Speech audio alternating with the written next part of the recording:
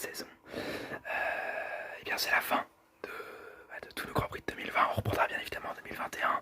J'ai pris beaucoup de retard, comme ce que j'avais fait en 2019, parce que j'ai un emploi du temps un peu chargé en ce moment. Mais bon, passons à la F1, ne parlons pas de moi. C'est donc le dernier Grand Prix d'une saison folle. Le champion Hamilton revient pour la dernière course. Et Fittipaldi garde bien le paquet de gros gens qui dit donc définitivement au revoir à la Formule 1. Il aura passé de très belles années en F1, Grosjean. On en reparlera dans le débrief de la saison que je vous ferai, j'espère, avant le premier Grand Prix 2021. Et Russell retourne chez Williams après le retour de Hamilton chez Mercedes. Aitken retourne tout que en F2. En FP1, problème de frein pour Hamilton, qui le cloue au garage pour la moitié de la session. Verstappen est le plus rapide devant Valtteri Bottas. Les deux se battent pour la deuxième place du championnat pilote, avantage à Bottas. Albon, qui vit peut-être ses derniers tours de course chez Red Bull, spin. Ricciardo doit se stopper pendant la session à cause d'un problème moteur dû à l'essence. Il devait de toute façon changer son moteur, donc pas très dommageable pour l'Australien. Schumacher participe à sa première session chez Haas, lui qui sera pilote l'an prochain, aux côtés de Nikita Mazepin, le russe. Perez, quant à lui, partira en fond de grille pour changement moteur, avec l'intention de décrocher la 3e place pour Racing Point pour sa dernière course. La dernière place du championnat constructeur. Ocon, lui, est 3e de cette session. Le français s'en sort très bien dans cette fin de saison. Il a fait son Grand Prix à Sakir la semaine dernière. Là, il fait des bonnes sessions. Il n'est pas mauvais du tout. On espère qu'il prend mieux ses marques en vue de la saison 2021 à côté de Fernando Alonso, qui ne sera pas un petit client. En FP2, le moteur de Kimi Raikkonen part en fumée. Il joue d'ailleurs le pompier. Russell souffre lui aussi d'un problème qui le fait rentrer au stand. Gasly spin comme Vettel et Fittipaldi. D'ailleurs, ce dernier bloque les roues. Bottas est le plus rapide devant Hamilton. FP3, Verstappen est le plus rapide devant Albon, alors que les Mercedes ne sont que 6e et 9e. Les Ferrari n'ont pas fait mieux que 10e pendant ce week-end. Un week-end de souffrance en perspective pour les rouges. Les qualifications. Les Williams et les Haas sortent avec l'Alpha de Kimi, battu par Giovinazzi. Latifi ne fait pas de second passage car il spin au début de ce dernier, avant même de commencer ce dernier. Plutôt dommage pour le pilote canadien qui, à mon avis, n'aurait pas eu sa place en Q2. La Q2 justement, Renault est éliminé avec Giovinazzi, Vettel pour sa dernière qualification avec Ferrari et Perez qui ne fait pas de temps, comme tout son bloc propulseur doit être changé. Il partira en fond de grille et n'a donc pas à s'encombrer d'un passage en Q2. Il devait juste faire la Q1 pour bien dire qu'il avait fait un temps et qu'il avait bien fait la règle des 110%. En Q3, au premier passage, Valtteri Bottas prend la pole provisoire devant Verstappen. Au second passage, Hamilton prend la pole provisoire, mais qui est battu par Bottas, qui est lui-même de nouveau battu par Verstappen, qui prend la pole position.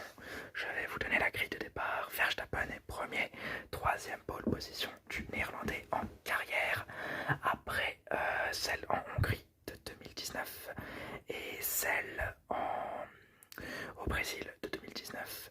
Première pole position de l'année qui n'est pas une pole des Mercedes, si on ne compte pas la pole position de Lance Stroll en Turquie, parce que allez, il a une voiture très Mercedes quand même, donc on va dire que bravo à Max d'avoir fait la seule pole de la saison qui ne soit pas réalisée par les Mercedes.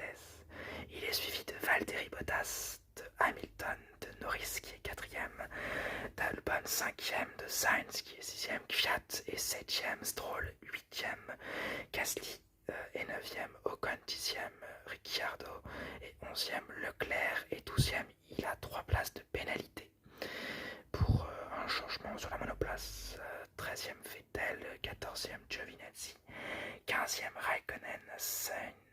Russell est 16e, Fittipaldi 17e, Latifi 18e, Perez partira 19e avec 15 places de pénalité pour changement total du moteur, tout comme Magnussen qui partira en fond de grille. La course. Le dernier départ de la saison qui est très bon pour Max Verstappen, qui met une seconde à Valtteri Bottas et qui tente de s'envoler contre les Mercedes. Tour 2, Pierre Gasly dépasse Ocon de bien belle manière. Tour 6, Albon dépasse Norris, qui répond à son ami thaïlandais dans la ligne droite suivante, mais ce dernier garde sa 4e place. Donc au final c'est Albon devant Norris. Tour 6, consigne d'équipe chez Renault qui laisse passer Ricciardo devant. Tour 9, Gasly essaye de passer Kvyat qui défend fort, mais le russe est battu 2 virages plus loin. Tour 10, abandon de Perez sur problème moteur créant une virtual safety car et permettant un double arrêt à toutes les équipes sauf à Ferrari. Et Ricciardo, Magnussen et Giovinazzi ne s'arrêtent pas non plus. La voiture n'étant toujours pas évacuée, la safety car est déployée et resserre le paquet. Lewis se plaint de sa voiture sous safety car. Il dit perdre l'arrière et avoir du mal à tourner. Mais son équipe lui répond que tout est bon, que les télémétries ne donnent aucune information mauvaise. Et à tour 13, la relance est effectuée par Verstappen qui enfume totalement Bottas et qui prend une seconde d'avance sur lui très rapidement dans le tour. Tour 14, Sainz dépasse Leclerc. Tour 16, c'est Stroll qui fait de même, mais le monégasque répond à un virage plus loin. Tour 17, Sainz passe un solide Vettel. Tour 19, Stroll redépasse Leclerc qui n'arrive pas à le dépasser. Stroll était un peu bloqué derrière le monégasque. Tour 20, Gasly dépasse Leclerc à son tour. Bon, faut quand même pas laisser attendre, les Ferrari chutent dans le classement. Tour 22, Esteban Ocon dépasse Leclerc qui est totalement en perdition. Tour 23, Leclerc passe au stand et ressort dernier. Il cherche le meilleur temps en course et une remontée dans le paquet. De toute façon, il peut que essayer ça s'il veut récupérer des points. Tour 30, Pierre Gasly dépasse Stroll et tour 31, il dépasse Sébastien Vettel. Tour 35, Leclerc et Russell se battent. C'est le monégasque qui remporte le duel sur le britannique. Tour 36, Vettel pit et laisse Ricciardo comme dernier pilote sans avoir effectué un arrêt au stand qui est effectué au tour 40. L'Australien s'arrête pour des médiums devant durer ils doivent durer 15 derniers tours, on espère pour lui que ça tiendra. Tour 42, Vettel dépasse Russell pour la 14e place et tour 55, Red Bull sont les derniers vainqueurs de la saison avec Verstappen suivi de Bottas et de Hamilton. Je vais donc vous donner la dernière grille d'arrivée de la saison. Verstappen est premier, Bottas deuxième, Hamilton est troisième, Albon est quatrième, Norris cinquième, Sainz est sixième, Ricciardo est septième avec le meilleur temps en course, Gasly est huitième, Ocon neuvième, Stroll est dixième, Kvyat est onzième, Raikkonen douzième, Leclerc est treizième. La remontée n'aura pas fonctionné. Vettel est quatorzième, décevante dernière course pour le pilote allemand. Russell est 15e, Giovinazzi est 16e, Latifi 17e, Magnussen 18e, Fittipaldi pour probablement son dernier Grand Prix en F1 après 2 Grands Prix. Il a été là pour dépanner quoi. Et 19e et Perez et 20e DNF. Dommage pour le pilote mexicain qui avait gagné le week-end dernier. Une superbe saison, c'est l'enseignement principal de cette course et de cette saison. Finalement, je vais vous faire bien évidemment une petite saison de débrief depuis le temps que je vous la promets. Ça fait deux vidéos que je vous la promets et déjà que mes vidéos sont pas très régulières. D'ailleurs, je vous demande de m'excuser pour ça. Voilà, elle arrivera, ça c'est sûr, elle arrivera à mon avis avant le premier Grand Prix de la saison. Maintenant, il y a que les essais libres qui sont passés. Je vais essayer de vous faire un petit débrief d'essais libres ou de juste tout regrouper dans une vidéo de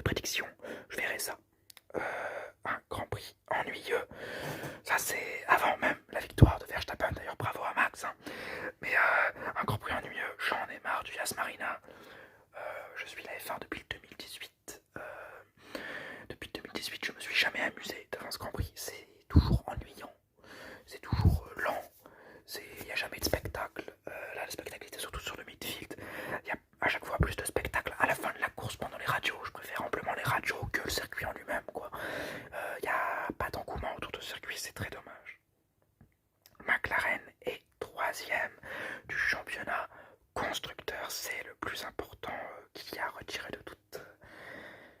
toute cette course, hein, finalement. Racing Point, dommage pour Checo s'il avait été dans les points aujourd'hui. Il aurait été dans les points s'il n'avait pas eu d'abandon moteur. Ça aurait été Racing Point 3ème, mais bon, c'est McLaren. Dommage aussi pour Renault qui finit 5ème. Une saison en demi-teinte pour Renault, mais on en parlera dans la vidéo. Dommage pour Pérez, hein, je me répète, tandis que Albon, lui, n'a pas été à son meilleur level. Hein. 4ème, c'est bien, c'est ce que demande Red Bull, mais ouais, on aurait peut-être voulu avoir un Albon plus incisif, même pas que sur cette course, sur toutes les autres courses de la saison. Donc maintenant la décision ne lui appartient plus, et on en parlera dans le débrief de la saison. Il y a beaucoup de choses que je reporte au débrief de la saison, je m'en rends compte.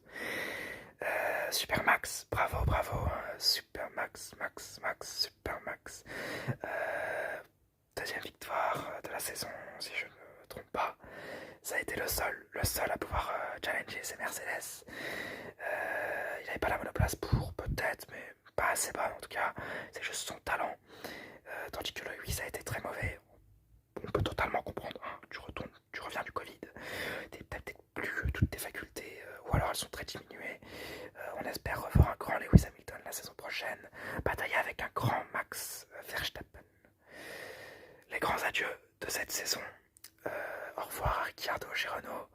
Au revoir à Carlos Sainz chez McLaren. Au revoir à Magnussen chez Haas. Au revoir à Perez chez Racing Point. Et au revoir qui m'a fait le plus mal. Je suis un fan de Ferrari, vous le savez, je le répète tout le temps. Merci Seb pour ces saisons. J'ai commencé à suivre la F1 au Grand Prix d'Allemagne 2018. Alors vous imaginez bien que je suis pas tombé sur le meilleur. Hein. J'ai vu Seb se ramasser contre un mur, j'ai pas tout compris, je comprenais pas la dramaturgie du moment.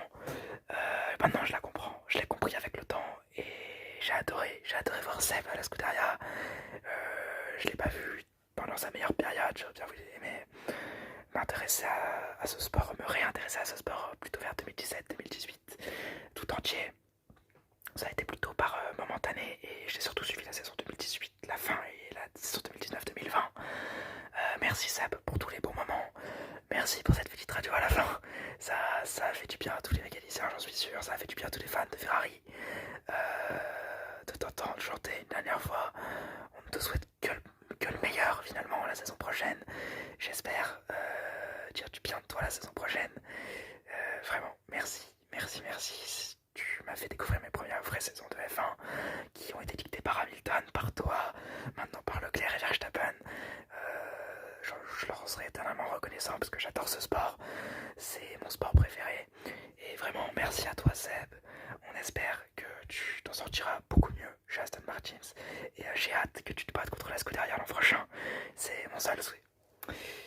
Et bien, c'est la fin de cette vidéo. Déjà, après 15 petites minutes de record, comme je vous l'ai promis, il y aura cette vidéo de débrief qui va être plutôt cool. On va revoir les pronostics que j'avais mis en début de saison. Je ne spoil rien et j'essaierai de faire suivre ça assez rapidement, je ne vous promets rien. De la saison de mes pronostics pour la saison 2021 dans lesquels je parlerai des essais hivernaux qui se sont déroulés à Bahreïn. En tout cas, j'espère que cette vidéo vous aura plu. Le petit like, le petit commentaire, le petit abonnement, si c'est le cas. Et n'oubliez pas, Forza Ferrari.